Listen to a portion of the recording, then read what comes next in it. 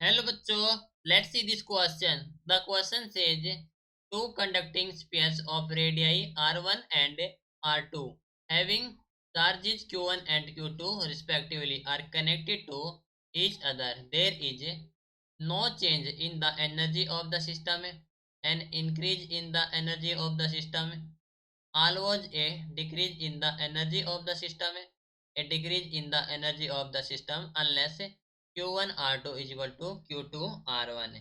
तो क्वेश्चन में कहा गया है कि टू कंडक्टिंग स्फीयर है जिनकी रेडियस है R1 and R2 and charge है Q1 एंड Q2 और ये कनेक्टेड है एक दूसरे। तो हमें बताना है कि जो चार्ज होगा that means no charge in the energy of the system है, increase in the energy of the system है, always decrease in the energy of system है and a decrease in the energy of system unless q1 r2 is equal to q2 r1।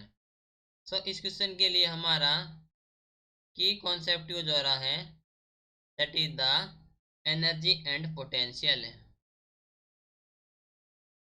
Energy and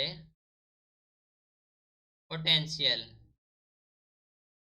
ठीक है।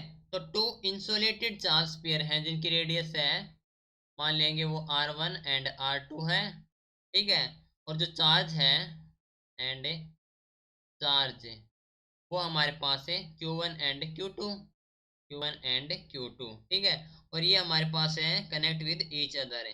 तो जो charge flow होगा across the point of contact है जहाँ पर ये कनेक्ट है और जो पोटेंशियल होगी सरफेस वो सेम हो जाएगी। तो हम कह सकते हैं कि जो एनर्जी होगी वो डिक्रीज हो जाएगी क्योंकि जो सिस्टम है वो चेंज होगा फॉर स्टेबलाइजेशन है। तो मान ले हम कह सकते हैं कि जो पोटेंशियल होगी उनके सरफेस पर वो सेम होगी एंड उस सेम होने के लिए हम कह सकते हैं कि V1 हो जाएगा V2 के इक्वल। ओके, एंड जो हम जानते हैं कि जो V होता है that is equal to the K Q upon R, ठीक है, ये होता है। तो हम कह सकते हैं कि V1 is equal to V2 that means से के इंटू चार्ज Q1 है एंड हमारे पास रेडियाई है R1, वो इक्वल हो जाएगा के Q2 अपॉन R2, ठीक है। ये हमारे पास दोनों ओर से कैंसिल हो जाएगा तो हो जाएगा Q1 R2 which is equal to the Q2 R1, ठीक है।